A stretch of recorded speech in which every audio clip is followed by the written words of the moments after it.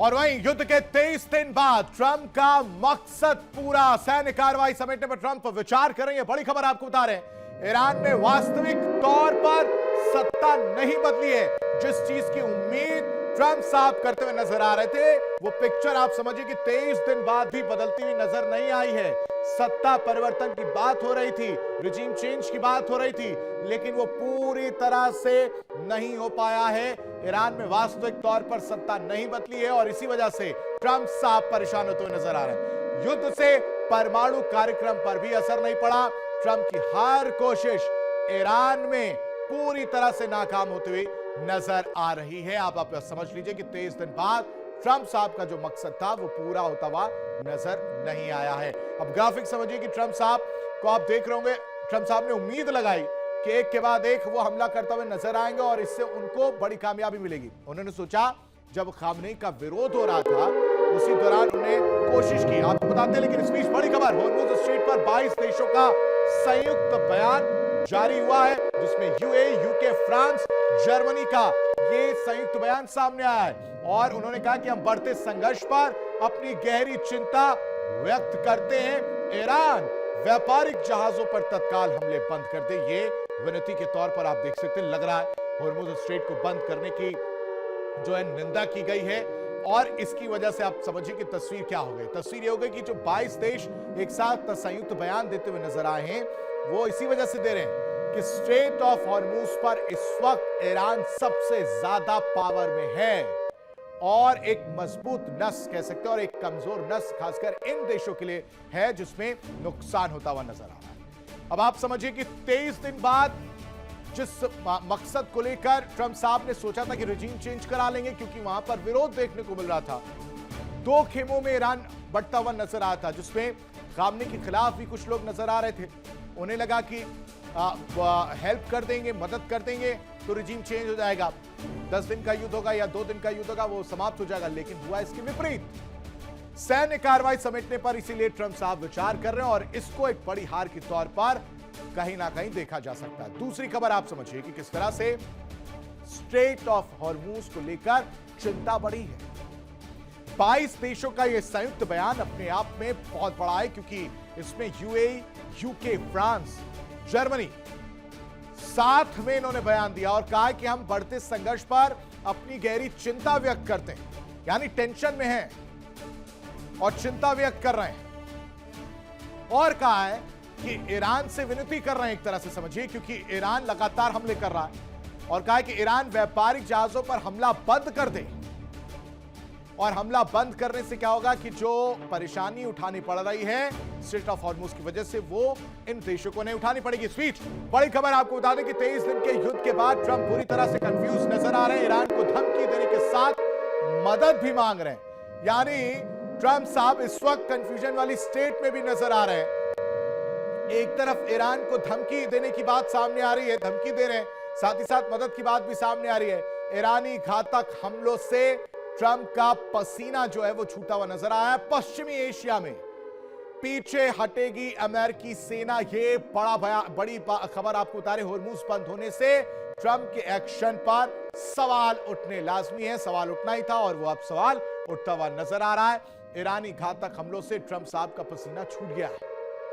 पश्चिमी एशिया में पीछे हटती हुई अमेरिकी सेना इस वक्त नजर आएगी, क्योंकि लगातार ईरान हमलावर है और ट्रंप साहब पूरी तरह से कंफ्यूज हो चुके हैं। 23 दिन के युद्ध के बाद यह स्थिति है ट्रंप साहब की। अब आप समझ लीजिए, स्ट्रेट ऑफ हॉर्मुज़ को लेकर परेशान है, बयान दे रहे हैं, दावा कर रहे हैं और फिर अपने ही बयान पर फंसते हुए नजर आ जाते हैं।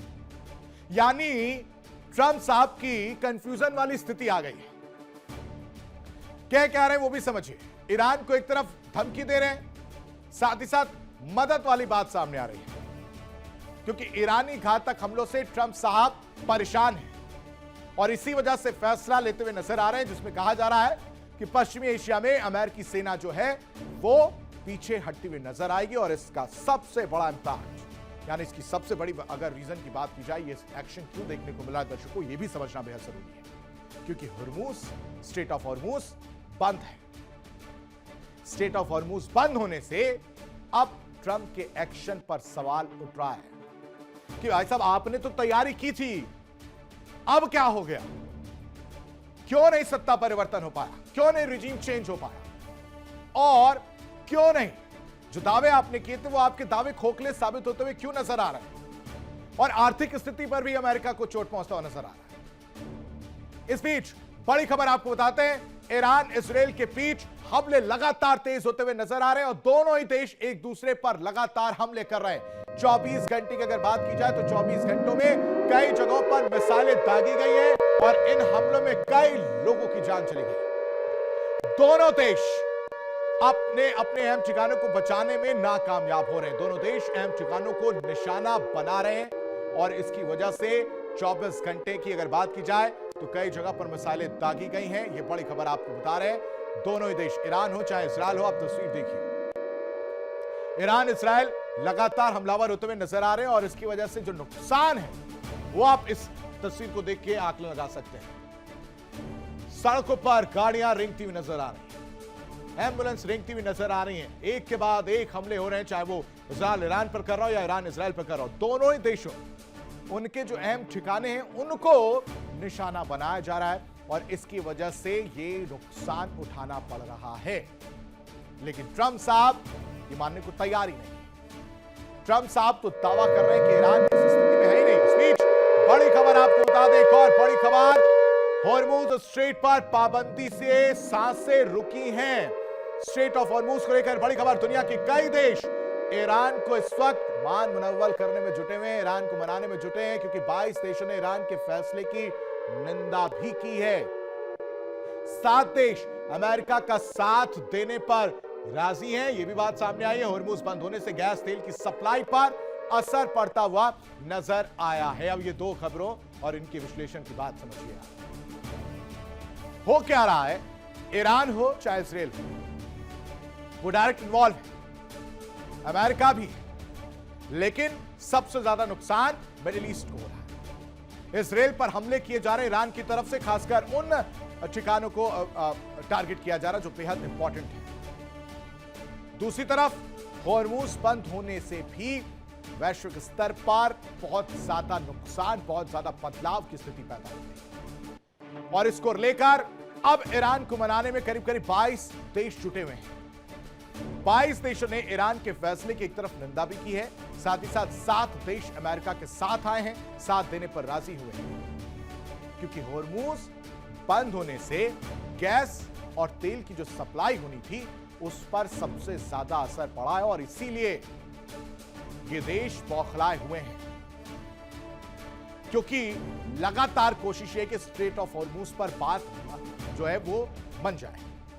ईरान स्ट्रेट ऑफ हॉर्मुज को खोल दे बाकी देशों के लिए भी, ताकि जो तेल और गैस की कीमतें हैं वो आसमान छूती हुई नजर ना आए और इसका इंपैक्ट बहुत ज्यादा ना पड़े। लेकिन ईरान है कि वो झुकने को तैयार नहीं। रिपोर्ट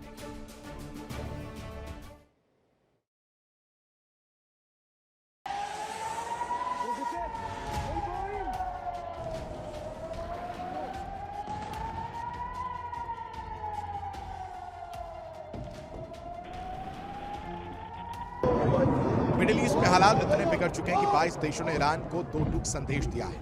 इन देशों में United kingdom, France, Germany, Japan, United Arab Emirates और बहरीन शामिल हैं।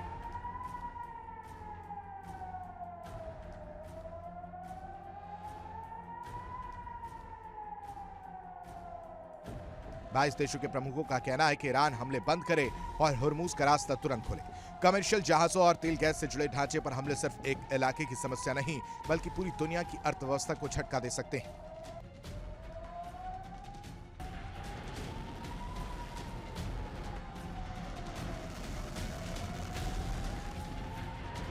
संयुक्त बयान में साफ कहा गया है कि ईरान की कार्रवाई अंतर्राष्ट्रीय शांति और सुरक्षा के लिए सीधा खतरा बनती जा रही है। उसे यूनाइटेड नेशन सिक्योरिटी काउंसिल के नियमों का पालन करना ही होगा।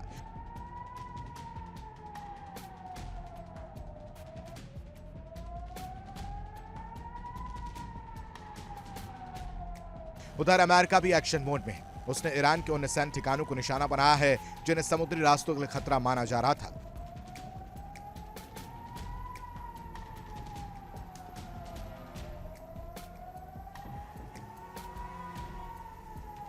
इसी बीच इंटरनेशनल एनर्जी एजेंसी ने भी बड़ा कदम उठाते हुए तेल भंडार जारी करने की तैयारी कर ली है। ऐसे में बढ़ते दबाव के चलते ईरान की टेंशन बढ़ गई है। हालांकि ईरान ने इस पर अभी तक कोई जवाब नहीं दिया है, जिससे मामले पर सस्पेंस बरकरार है।